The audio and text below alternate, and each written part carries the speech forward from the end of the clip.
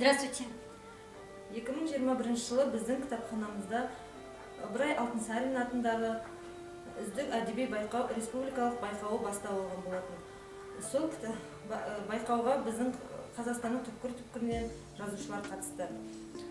Сол байқаудың қорытындысы ретінде бізде Таза бұлақ кітабы шыққан болатын. Бұл кітапқа біздің осы байқауға қатысқан жазушылардың шығармалары енгізілген. Кітапқа негізінен танымал жазушылар Қанат Қайым, Әлібек Байбол сияқты жазушылардың кітаптары енгізілді. Бұл кітапты біздің кітапханамыздан келіп алуларыңызға болады.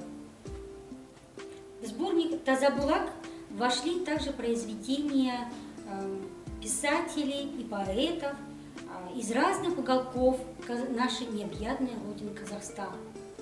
В этом сборнике вы можете найти и кустанайского автора, поэт, писатель Александра Суслова.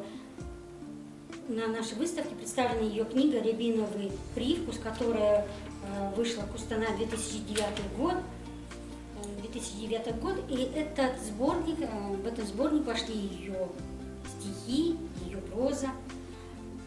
Также на выставке представлена совместная работа Клепикова и Земского «Карантинные человечки». И эта книга увлекательна тем, что ее можно перевернуть и читать ее как на казахском языке, так и на русском языке. И я хочу вас познакомить с ее еще одной книгой Ксении Земского «В ритме сальсы».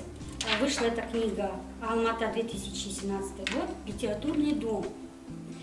Это история о ребятах, которые увлекаются танцами. И вот главная героиня, Аня, по счастливой случайности попадает на престижный танцевальный фестиваль.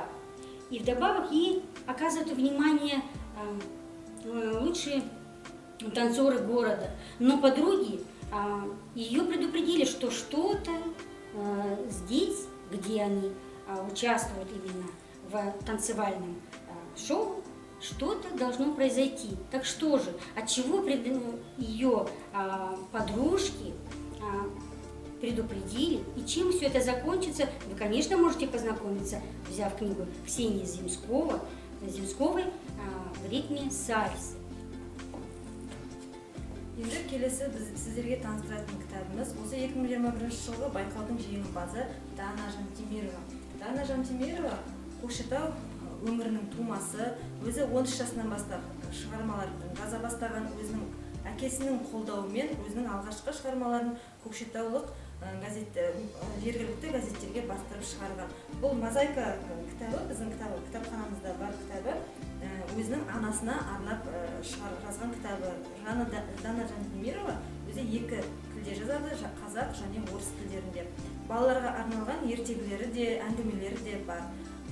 Біздің кітапханамызға келіп алсаңыздар болады.